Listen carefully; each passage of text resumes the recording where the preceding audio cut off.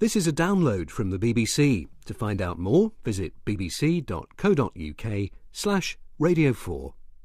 Hello, I'm Brian Cox, and my aim is to raise the level of scientific discourse on the BBC. And I'm Robin Ince, and my aim is to reduce the level of human anxiety and the volume of complaints when levels of scientific discourse are raised on the BBC.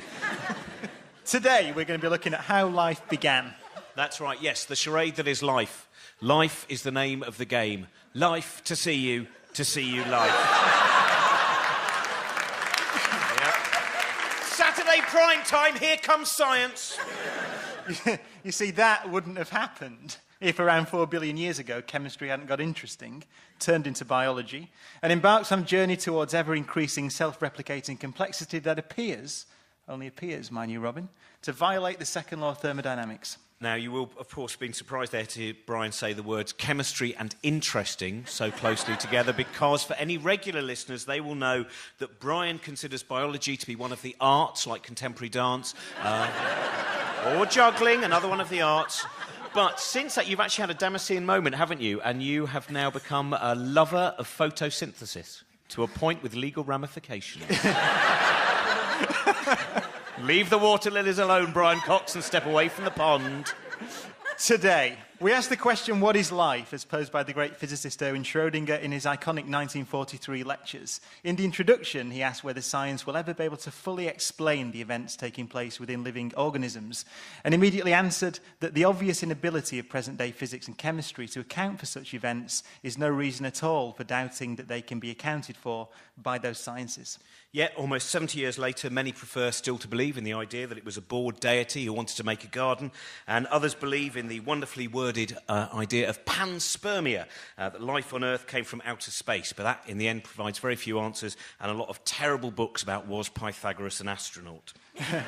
Did life then begin with the primordial soup that over geological time evolved into a main course of brains, thumbs and self-consciousness? Or did it emerge from the high-energy environment of deep-sea geothermal vents? Are we going to find out? Today we may well find out how life truly started, though. To be fair, that is probably quite unlikely. If we do finally, after hundreds of years of scientific research, go, yeah, we've come up with the exact answer. That's where all the exact answers happen on Radio 4 panel shows. I'm sure many of you heard I'm Sorry I Haven't a Clue the other day, where Barry Cryer invented that perpetual motion machine. That was just a week after Nicholas Parsons was abducted by aliens on Just a Minute and came back pregnant. So,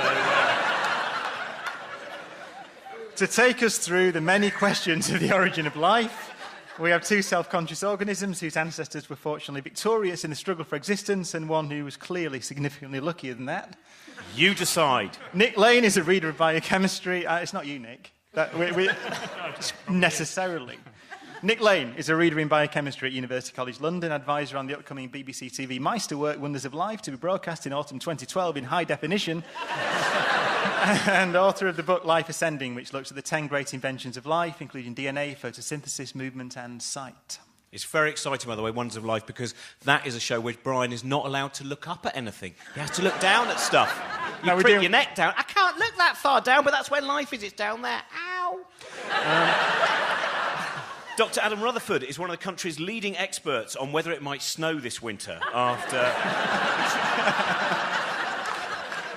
presenting the documentary Will It Snow with Kate Humble. We're not wondering if it might snow. He has written and presented documentaries on the cell and the gene code, but his next project with Kate Humble is Do You Think It Might Be Parky in April? This will be followed by the incisive 3-part series Should I Take My Umbrella? Since our next guest was last on the show, he's written a critically acclaimed musical based on Roald Dahl's Matilda, toured with the full orchestra and made waves in America. He's also found out that however beautifully written your songs are, for some reason, barefooted, unruly, hairy-mouthed atheist in heavy eyeliner might find it hard to hire a piano in Dallas. Tim Minchin. And this is our panel.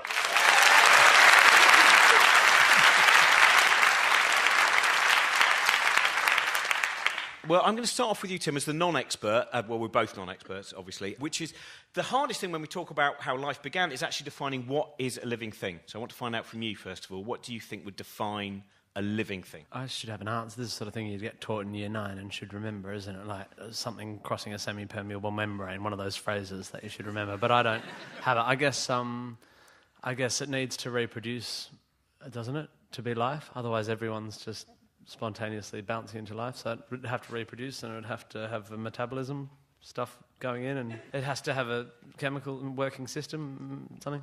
Can I just say, this begins to feel like an episode of Family Fortunes made by Open University. We asked 100 people what made a living thing, and the top answer was... Homeostasis, yeah. So homeostasis, well done. You get a point for homeostasis. That's one I remember. Metabolism and homeostasis. So That's reproduction, metabolism, yeah. Is that all right? Is that good? Well, let's find out. Hang on. That's better than...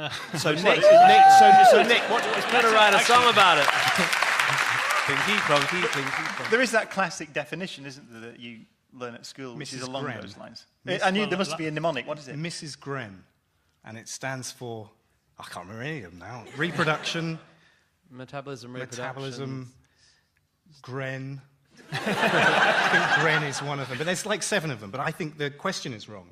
Yes. You're just describing what life does. You're not actually defining what life is. And I don't think there is a definition of what life is. Well, that saved us a lot of time. Thank you very much for listening. But that's like a philosophical distinction that has no real-world interest. I mean, It does. what life does is surely the definition, to the That's point where absolutely it's it. interesting. Yeah. We can talk like there are stone about- teenagers on the roof about what life is, but that's not going to move us forward. But it does inform what experiment you have to do to answer that question. So if you So, Adam, just what would look you... at- describe the... If you look at a description of what life does, so all of those things like metabolism and reproduction and sentience and movement and all those things that make up Mrs. Gren, right? Those are the types of things that you can use to test what a life form does during its normal behaviour. But it's not a very good way of approaching the question of how life began in the first place, unless you can come up with a sort of really neat way of saying this is exclusively what life does to the exclusion of everything else. Well, Nick, let's go back then to the origins of life. So we're talking about, 4 billion, 3.5 billion years ago on the Earth. Yeah, I suppose the 4 first billion. question is, did it begin as soon as it could? And if so, what did it need to begin? Well, we don't know to within about 1 billion years or so, because the earliest traces are extremely difficult to interpret. But the earliest traces are around about 3.8 billion years ago, and they're persuasive to most people. I mean, we're talking about changes in the mineral composition of tiny little minerals that you can barely see under a microscope. So it's basing a lot on something very small. But it's the best we've got. And yes, if it did start 3.94 billion years ago, that's very soon after the early bombardment, and probably life did get going pretty much as soon as it could, yeah. So the Earth was formed, about 4.8 billion years ago, let's say, 4.5 billion. Yeah. 4.5 is 4.6 was the number, best. I thought, yeah. number, yeah. And so Just a few Give or of a million take. years. So as soon as, and by late bombardment, you mean the thing that probably brought most of the water back to the Earth again So at some point? bombardment of asteroids, meteorites, and so on, yes. So as soon as you've got liquid water on Earth, then life may have appeared rather Well, within quickly. a few 100 million years, which sounds like a long time, but in terms of the planet, it's no time at all, really, yes. And there's a lot of evidence to suggest that we had liquid water and land on Earth within a few tens of millions of years after the formation of the Earth. So in this period, which is called the Hadean, which is from the Greek word Hades, meaning hell. And for ages, we thought that during the Hadean, it was just molten and tumultuous and hellish. But in fact, it now looks like we had liquid water and we had land, but much of it was destroyed by this 100 million years worth of meteorites bombarding the Earth and just absolutely destroying it all. So we don't have any geology, we don't have any rocks older than 3.9 billion years because it was destroyed by space. Oh, so the surface of the Earth was made molten and then re-solidified at this point. Yeah, around about 4.2 billion years ago, and possibly on other occasions since then. But I mean, all of this is fairly conjectural, really. I mean, we know that the Earth was hit by large objects, one of which probably knocked off the moon, and it quietened down around about 3.9 billion years ago, and almost straight afterwards you see signs of life in the rocks. And it's possible that it could have gone right back through this bombardment. It depends where it started. If you start life in some kind of primordial soup that people talk about, then if you vaporize the oceans periodically, that's not good. But if you start it at some kind of vent or down in the rocks underneath the oceans, then you're probably not that bothered by the odd meteorite. There we go. That's our message, by the way, to the audience, is please stop vaporising the oceans. Yeah. Tim, do you know, one of the things that I love in these kind of, when it is, as you say, Nick, conjectural, is the fact you're allowed to be out by quite a lot. in science when you get to, not when it gets to very small things, but once you get to very, very big things. Like you're allowed to go, well, there's somewhere around between 100 billion and 400 billion stars in our galaxy. You go, so we could be 300 billion out. Yeah, but it's just 300 billion, isn't it? Yeah, I mean, it's all bollocks. These people don't know what they're talking about. So, Tim, how did life begin? Well, what I want to know is that your question that, it got cranking pretty quickly implies that it's a necessary result of these conditions, but that's not the case. We've only got one data point for this stupid experiment. So the idea that we know that the Earth got, watery and nice and stable 4.2 billion years ago and life started about 3.8 billion years ago implies, it's probably, if it happened that quickly, it's probably inevitable, but it could have happened the next day and still never happen again in the rest of the universe. Is there a reason to suggest there's an inevitability to it if you've got the right junk? Yeah, I think there is. I mean, yes, you're right. With a statistical sample size of 1, you can't read anything into that. But if you also consider the kind of environments where life might have arisen, like, for example, a particular kind of deep ocean vent, everything, I think this description of life is much better than a definition of life. All living cells have all of these things going on in them, and pretty much they all seem to be necessary. So if you can find some environment where all those things just happen naturally, then you're at least pointing in the right direction. And that's what's true of these vents, is thermodynamically all the driving forces are forcing cells into existence almost. Adam. And there's one other point as well, which is that we very strongly believe, based on the evidence, that there was a single origin of life. Everything that's ever existed on this planet for the last 4 billion years comes from a single origin. So every living thing on Earth at the moment is based on DNA. So we all share the same basic genetic code.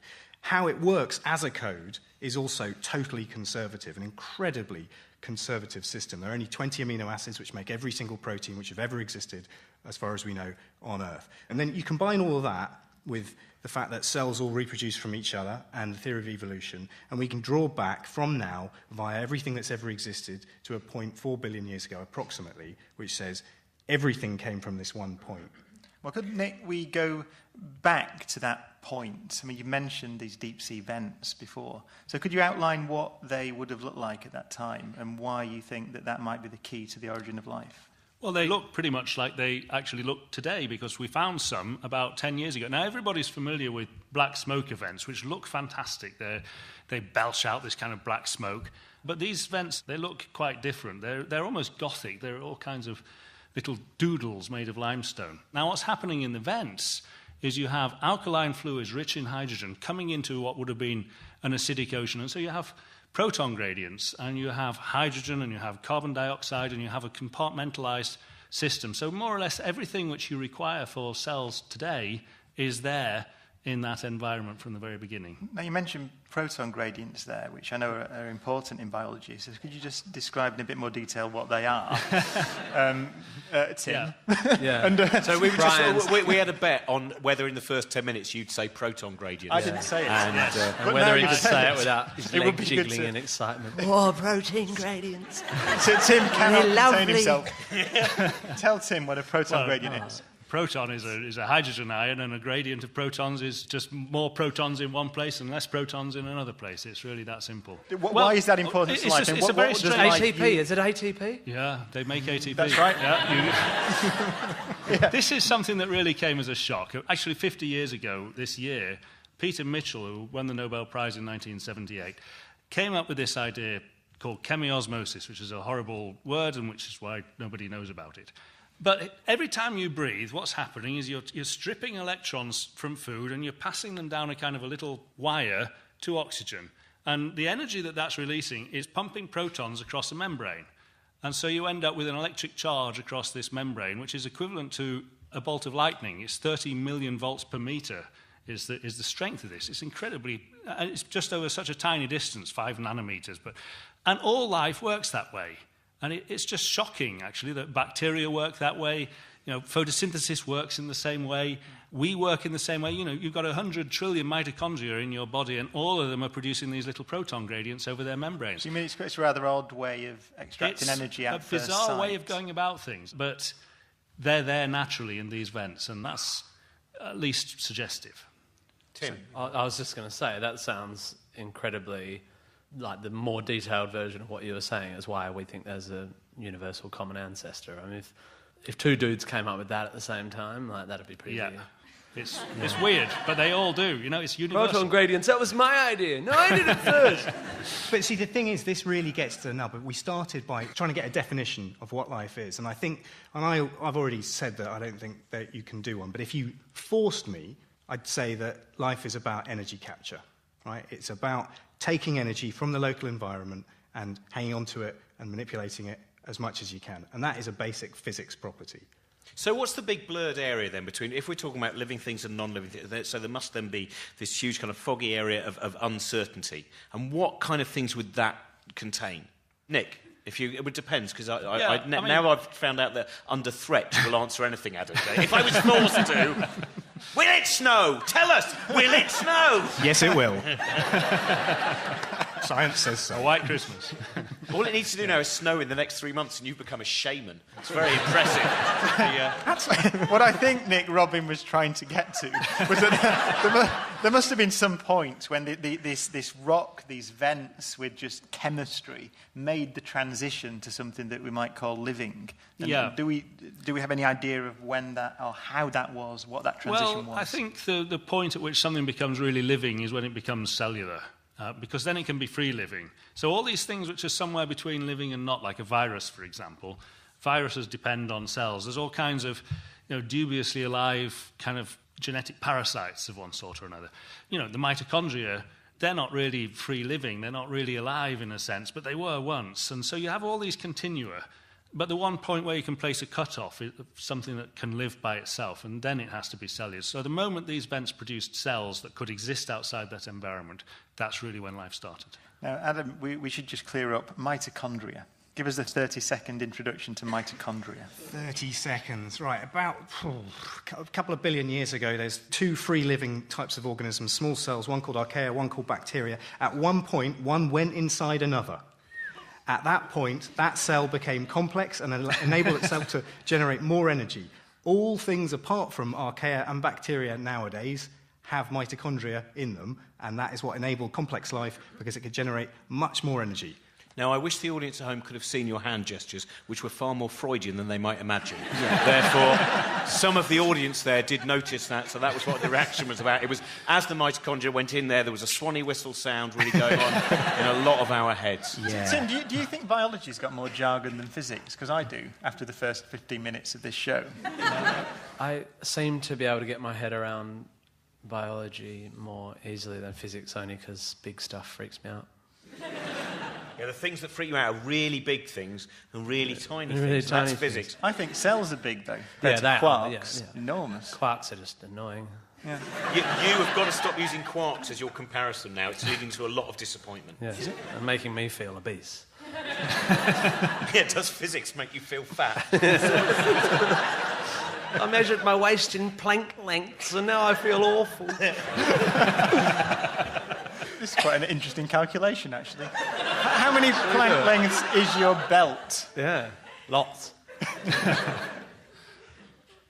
I'm leaving it to you.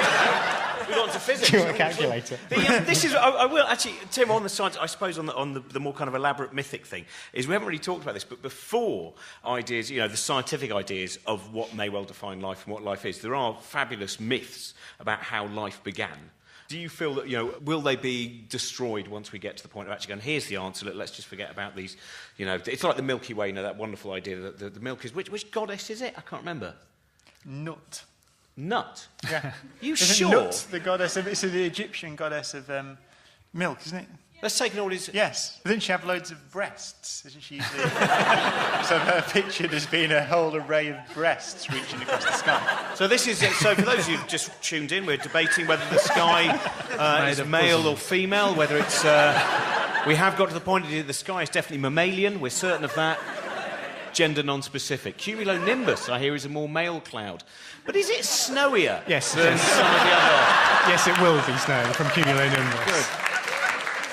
I don't think there's any reason to suggest that mythology is in any way affected by knowledge. Or the acquisition of knowledge. I mean, the only reason we can... I mean, the theory of evolution is the only reason we're even asking this question. And actually, It's sort of, as soon as you realised, if you can get your head around evolution, which is not easy, it's easier than quarks, but it's not, it takes a bit of work, and you can get your head around the idea that there's a universal common ancestor and that sort of stuff, it's actually not a logically difficult thing to do, to get your head around the idea of chemistry going into what we call life. It's actually, once you've got your head around humanity and every other living thing on the planet, starting with a little dude in a rock, there should be no problem left. I mean, God recedes into the distance as you get more knowledge, but he never goes away, or God, or Nut, or whatever, multi-breasted star woman. And but it's not about knowledge. The myth just has to stay existing regardless of what you know. You touched on it earlier, Adam. There's an interesting point here. We've talked about how life may have begun, simple life, but that transition to complex life, which ultimately leads to us, I mean, are we as clear about that progression, and do we have any idea of the chance of that happening? Well, we're never 100% clear about any of these things in science, because that would be a belief system. But what we do is experiment, right? And when it comes to experimentation, the origin of life is an area of science which really has had a huge lack of experiments in it. There have been some iconic ones in the 1950s when Stanley Miller put a set of kit together and bubbled various gases around and came up with some amino acids, and everyone said, oh, look, he's created life, which he absolutely categorically hadn't done. And so we've got this really sort of, like, there's a big ideological grasp on this whole subject, and it desperately lacks experimentation, which is where this man comes into it. Well, that's what Nick, I would say the Yuri Miller experiment. He wasn't pointing at Robin Ince when he said this man. Just, that would have been weird on the radio. Cave. Robin started talking. Robin's not doing experiments on the origin of life. If he was, it would be more like Weird Science trying to make a multi-breasted star woman. Still coming out really wonky at the moment. By the way, yeah, I like the way you pointed to Nick, because Nick's also got a big beard as well. People went, is he God? But Nick, when we're talking about, you know, discoveries and the changing ideas of life, is the fact that another thing we've seen is places where we didn't think life could exist. Are we seeing, again, different definitions of the possibility of living things?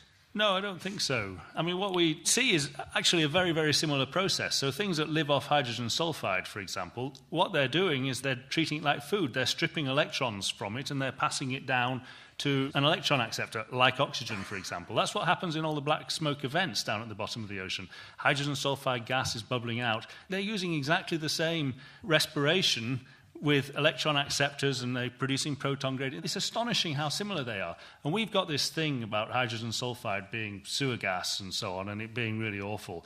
But the actual principles underlying how it's used are essentially universal. So it seems what we're drifting towards is a sense in which life may be inevitable given the right conditions. Now, I was going to say, there is this strange gap, though, because I think that the origin of life and the way in which bacteria took over the planet was practically inevitable. I think it happened very early because it was thermodynamically probable. But then this chimeric cell of the two cells, one getting inside another, all complex life... He did the action again, yeah. didn't he? That happened once. That's quite shocking, actually. How do we know that? Well, we are very closely related to mushrooms, for example. If you look at a Pretty surreal answer. How do we know that? Well, we're pretty closely related to mushrooms. I'm closely related to a mushroom. But Use that. Sitting in a pizza restaurant, a man runs in and goes, "Cannibal!" But I'm having a Hawaiian. Sorry, my mistake.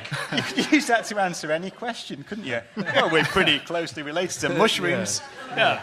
But I should let you finish your sentence. No, I don't think we should finish that sentence. I think that's the perfect place to end the show. So the question was, Theme tune. just to reiterate, the question was, how do we know that chimeric cell, as it were, that only happened once, this merger of two cells happened once? what you might guess is that plants would derive from one kind of bacteria and animals from a different one and fungi from a different one, but that's not actually the case. And if you look at a fungal cell, a mushroom cell down a microscope, and you look at a plant cell and an animal cell or an alga or something, they all have an awful lot of things in common. They've all got a nucleus. They're full of things inside. And they're basically the same things. I would challenge people in the audience, look at a mushroom cell down a microscope and compare it with your kidney cell and see if you can tell the difference. It's really not that easy. So it may be that we are here because in one ocean somewhere at one point a cell got inside another cell and this thing lived.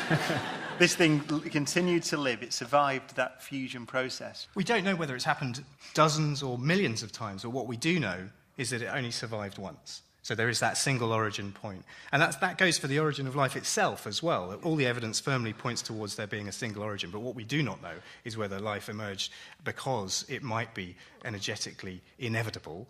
We don't know whether it happened dozens of times, but what we do know is it only survived once. So just like the sort of misunderstanding of evolution that this adaptation happened, it was the only one that happened, and you're like, oh, yeah, Flipper's got a bit fingery or whatever. Wow, what are the odds on that? In fact, there were billions of parallel adaptations that didn't work or whatever, or weren't going to work because it doesn't have intent. They're just things that happened, and they didn't. So similarly, the sexy cell that got in the other cell could have happened loads of times, but it's what happened to those combined cells from that moment forward that matters, and only one dude got further than that, or this far anyway. So that's Grandad. So that's all we can actually say. By the way, Tim, that this to me is like the Big Lebowski does science. Have we got to any answers yet? Have we got to any conclusions? Let's begin to bring this to some kind of conclusion. And so, if we do find out, then I mean, it seems to me what you're saying is that the origin of life, we're probably closer to understanding the origin of basic life than we are to understanding how that basic, simple life became as complex. Yeah, I think that's exactly right. Yeah. I mean, well, you know you're winding up, big. Let's bring this to some... Oh, we came to a conclusion a lot quicker than we imagined. We've still got 3 minutes spare. This is a disaster. Tim, get the piano out. Mushroom. Given that, I think that it may be time to go to the audience. We asked the audience a question, which is, what is your theory of how it all began? What is the theory of how it all began? I like this one from Claudia. Wait, I thought I was here so you could tell me. Quite right. What have you got there? A mummy universe and a daddy universe loved each other very much.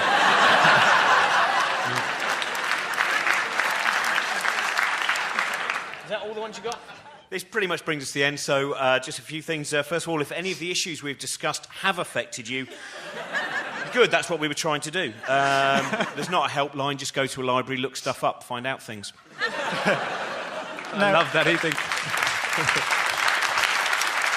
It's so lovely how he thinks people still go to libraries.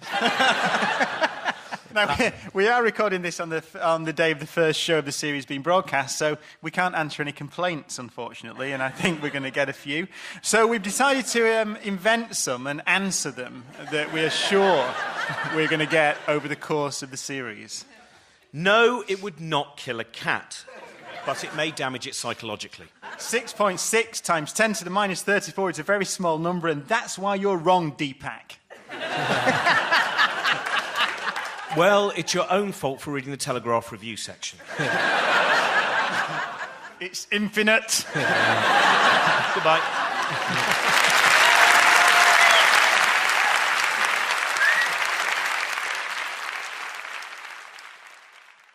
If you've enjoyed this programme, you might like to try other Radio 4 podcasts, including Start the Week, lively discussions chaired by Andrew Marr, and a weekly highlight from Radio 4's evening arts programme Front Row.